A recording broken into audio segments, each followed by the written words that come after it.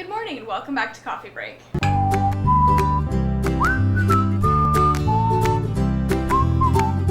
So this is part 2 of How to Read Critically. We're going to be building on a lot of the suggestions we gave in our video last week. This is more for perhaps older readers who have like bigger and deeper texts to work with. Yeah. Or for younger readers who are just really exceptionally brilliant and are like, I'm over the easy baby levels, I want the next thing. This is for you. So I really actually enjoyed researching for these last 2 episodes for tips and things. Of course you did. Well, it was really nice because a lot of the research confirmed like that my gut was on the right track. Like, oh, I asked these questions in my head already, which means that you all are probably on the right track already too. It's nice to have confirmation though, like, oh yes, of course I'm already a genius. Thank you so much. I'm also really excited to use some of the new tips that I learned for book club, because that's kind of my area of critical reading right now. Yeah. So I think the first step for any good critical analysis is to ask questions about the book. Mm-hmm. Questions that you don't necessarily have the answers to right away. Yeah. So we kind of started this in the previous episode, but obviously with bigger, more mature books, these are going to be bigger, more mature questions. So examples would be, what if the story were told from a different character's point of view? Or what about the current narrator? Are they even reliable? Can Probably we trust not. what they're telling us? I don't trust any narrators. What could the author be trying to say about society? Whether the society they were writing from, or maybe it's present day. Or if the text is nonfiction, does the author satisfactorily support their claims?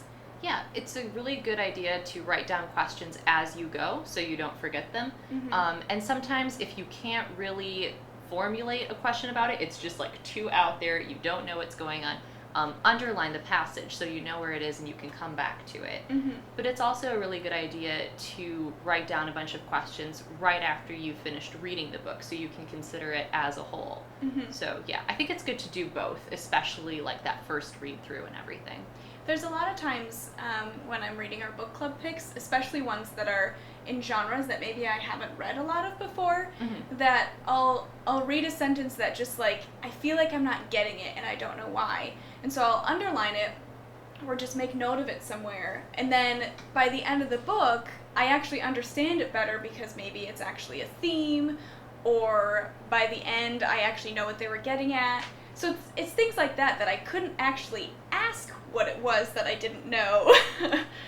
But I made a note that I needed to understand that later. And even if you don't, like, understand it, if you come back to the underline portion, like, I still have no idea, go ahead and say, I still have no idea what this is about. Right. Talking about it with other people can really help you, like, see things that you might have missed otherwise. Mm-hmm. So that's a good part of critical analysis, is just talking to people. Yeah. One thing that I think is also helpful to do is to take note of when your feelings or opinions on characters change.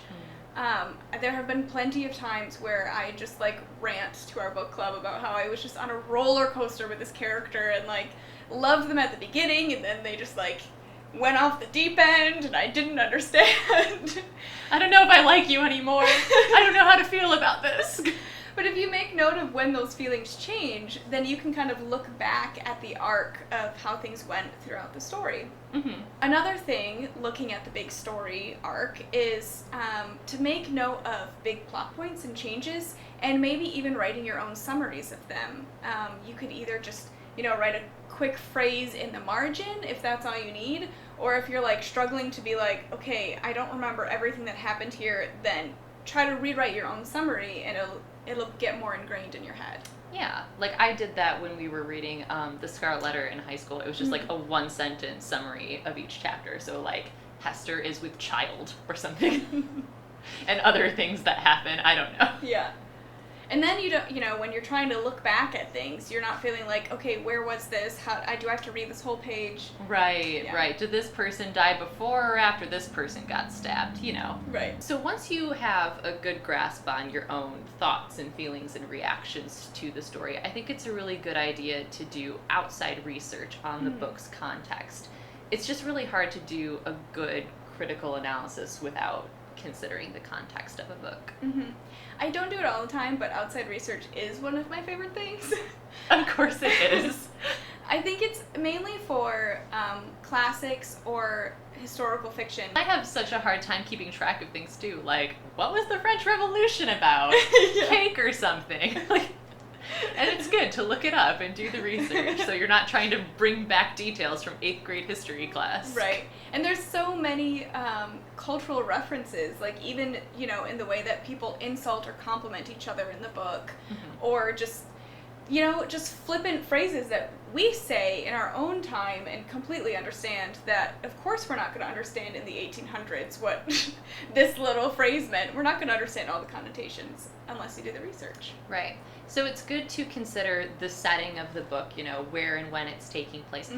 But it's also a good idea to look at the context in which the book was written and who specifically wrote the book, because that can influence a book a lot too. So classic writers like, you know, Ayn Rand and C.S. Lewis and George Orwell, these are all examples of writers who've really put their own ideas and beliefs into their stories, and it really influences what the book says about society and human nature and all of those things. So I think it's important to consider that along with what actually happens in the book. Sometimes in your research you might come across or might find out that when the book originally came out it was banned, and that can be really interesting information. I mean, that's kind of part of not just where the author is coming from, but where all their readers were coming from.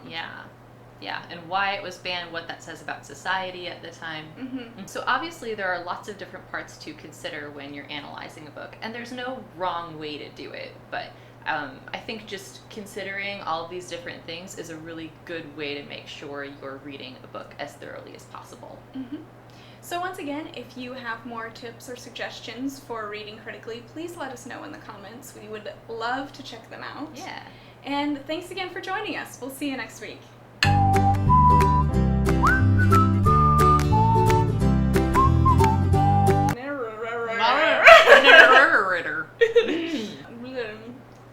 It's hard. Talking is really difficult.